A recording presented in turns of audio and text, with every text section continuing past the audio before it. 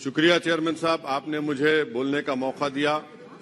मैं इस तहरीक अदम एतमाद की तायद में खड़ा हूं जिसको टीआरएस पार्टी और हमारी पार्टी ने दिया, जिसको स्पीकर साहब ने कबूल किया। सर, मैं 11 पॉइंट आपके सामने रखूंगा जो मैं बताने की कोशिश करूंगा कि क्यों हम इस तहरीक अदम एतमाद की तायद में और मोदी हुकूमत की मुखालिफत में खड़े हैं। सर, हालिया दिनों में हमारे मुल्क में ट्रेन में एक वर्दीपोश दहशतगर्द ने अपने सीनियर मीना साहब का कत्ल करने के बाद ट्रेन के कंपार्टमेंट में जाकर नाम पूछकर, चेहरे पर दाढ़ी देखकर, कपड़े देखकर उनको कत्ल कर दिया और उसके बाद उसने कहा कि इस देश में रहना है तो मोदी को वोट देना पड़ेगा। मैं हुकूमत से जानना चाहूंगा कि क्या ये अक्सरती तबके की एक्सट्रीमिज्म और रेडिकलाइजेशन की बेहतरीन मिसाल नहीं है, और अगर है तो फिर हुकूमत इस पर क्या करेगी। सर, हमारे आइन में, संविधान में लिबर्टी ऑफ कॉन्शियस को लिखा गया, तमहीद में, यानी जमीर की आजादी का जिक्र किया गया है। मैं हुकूमत से और खास तौर से वजीर आजम से जानना चाहता हूं कि कहां गया इस हुकूमत का जमीर, कॉन्शियस जिसको अंग्रेजी में कहते हैं, जब नूह में 750 इमारतों को बगैर ड्यू प्रोसेस फॉलो किए उनके इमारतों को मुनज़्ज़म कर दिया गया, और इसलिए कि वो मुसलमान थे, पूरे के पूरे इलीगल थे। इसीलिए पंजाब की हाई कोर्ट, हरियाणा की हाई कोर्ट ने कहा कि ये एथनिक क्लेंसिंग है। इसकी एक बेहतरीन मिसाल है उस हुकूमत की। तीसरी है कि इस मुल्क में एक नफरत का माहौल, बल्कि एक आतिश को पैदा कर दिया गया, मुसलमानों के खिलाफ नफरत का माहौल। ये 9 साल का इनका ये कारनामा है। तीसरा सर, मणिपुर के ताल्लुक से कल बड़ा लंबा जवाब वजीर दाखिला ने दिया। सर, आसाम राइफल के ऊपर केस बुक हो जाता है, एफआईआर हो जाता है। क्या हो रहा है वहां पर? कहां गया आपका कॉन्शियस, कहां गया आपका जमीर, जब वहां की महिलाओं की अस्मत रेजी की जा रही है? और आप मुख्यमंत्री को नहीं हटाना चाहते इसलिए क्योंकि वो कोऑपरेट कर रहा है। सर, मैं हरियाणा और मणिपुर के वजीर आला के लिए किसी शायर ने अच्छा कहा था कि कुर्सी है तुम्हारा ये जनाजा तो नहीं, कुछ कर नहीं सकते तो उतर क्यों नहीं जाते। आखिर कहां गया? उन ताबूतों में खो गया कि आपका कॉन्शियस, आपका जमीर, जहां पर 50,000 लोग बेघर हो गए, यानी 6 लाख हथियारों को लूटा जा रहा है। आखिर कौन सा आप इंचार्ज वहां पर हैं? सर, चौथा पॉइंट, हिजाब को एक मसला बना दिया गया और मुस्लिम बच्चों को तालीम से महरूम कर दिया गया। क्या ये आपका लिबर्टी ऑफ कॉन्शियस है? कहां गया आपका जमीर? सर, अभी आपने फाइनेंस मिनिस्टर साहबा ने कहा, यहां पर डीएमके के मोहतरमा कनीमोजी ने महाभारत के द्रौपदी का जिक्र किया। मैं ये पूछना चाहता हूं, बिल्किस बानो इस देश की बेटी है या नहीं? जिस बिल्किस बानो को 11 लोगों ने रेप किया, प्रेग्नेंट थी, उसकी मां का रेप किया, उसकी बेटी को कत्ल कर दिया, उसकी मां का कत्ल कर दिया, आपने कातिलों को रिहा कर दिया। ये आपका कॉन्शियस है? ये आपका कॉन्शियस है?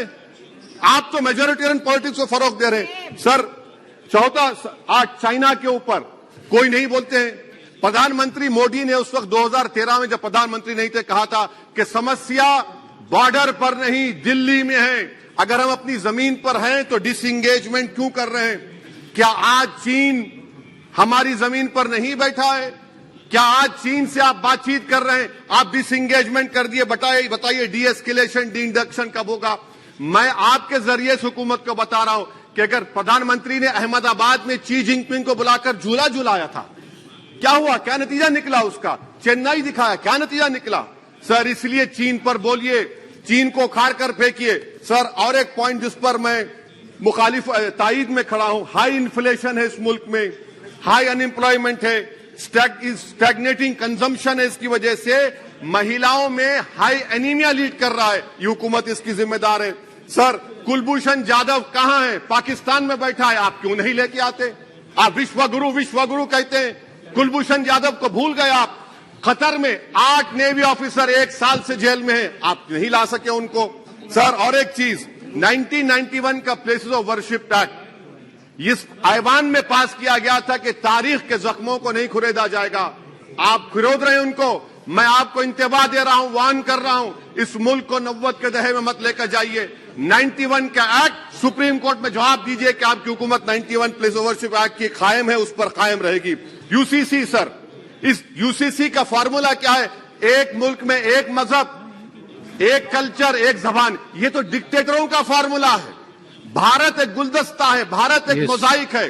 یہاں پر بے شمار زبانیں بے شمار مذاہب بولے جاتے ہیں اور ہندو انڈیوائڈڈ فیملی میں Now, OICG, please try to conclude. Sir I am concluding 8 crore 75 ہندو خاندانوں کو 3,800 کروڑ ڈیڈکشن ملا.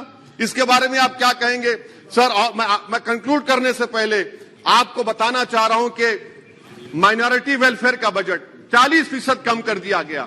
پڑھو پردیش پری میٹرک اسکالرشپ کم کر دی گئی. مولانا آزاد فاؤنڈیشن ختم کر دیا گیا فیلوشپ. اور اس کی وجہ سے 1,80,000 مسلمان ہائر ایجوکیشن میں غائب ہو چکے ہیں. سر میں اختتام میں یہ کہہ رہا ہوں کہ پسماندہ مسلمان سے پردھان منتری کو بڑی محبت ہے.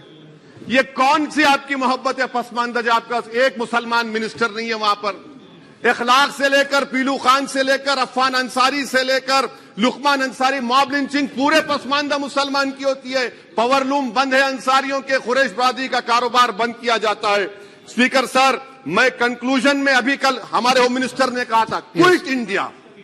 اگر ان کو معلوم ہو جائے کہ کوئٹ انڈیا کا نعرہ ایک مسلمان نے دیا تھا تو وہ بھی نہیں بولیں گے. وہ نہیں معلوم تھا ان کو. اس کا میں کنکلوڈ کر رہا ہوں. اس کا نام یوسف مہر علی تھا. سر یوسف مہر علی نے کوئٹ انڈیا کا نعرہ بنایا جس کو مہاتما گاندھی نے سارے دیش میں ایک پیغام کیا.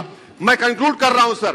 اس دیش میں اگر آج کوئٹ انڈیا کرنا ہے تو کہنا پڑے گا چائنا کوئٹ انڈیا. جو گاؤں رکشک ہے جس کا نام مونو ہے وہ آپ کے لیے مونو ڈارلنگ بن گیا ہے. اس کو کہیے کوئٹ انڈیا. سر جو لوگ تشتیکرن کی راجنیتی آپ کر رہے ہیں, آپ ہندو اکثریتی لوگوں میں ہتھیار بانٹ رہے ہیں, یہ آپ دیش کے لیے خطرہ پیدا کر رہے ہیں. Now, please, کنکلوڈنگ اسی لیے ہم آپ سے اپیل کر رہے ہیں کہ حکومت سے کہہ رہے ہیں کہ آپ جو سیاست کر رہے ہیں اس سے نقصان دیش کو ہوگا. پردھان منتری جب کھڑے ہو کر جواب دیں گے ہم ان سے پوچھنا چاہ رہے ہیں, پوائنٹڈ کوسچن ہے, کیا دیش بڑا ہے یا ہندوتوا گولوالکر کی آئیڈیالوجی بڑی ہے؟ میں اس تحریک عدم اعتماد کی تائید میں کھڑا ہوں اور حکومت کی مخالفت میں. سر ایک آدھا منٹ سر. سر دو محاذ ہے اس ملک میں. ایک چوکیدار ہے, ایک دکاندار ہے. ایک چوکیدار ہے, ایک دکاندار ہے. جب ظلم ہم پہ ہوتا کوئی منہ نہیں کھولتے. یو اے پی اے کا قانون امت شاہ نے لایا, ان دکانداروں نے تائید کی.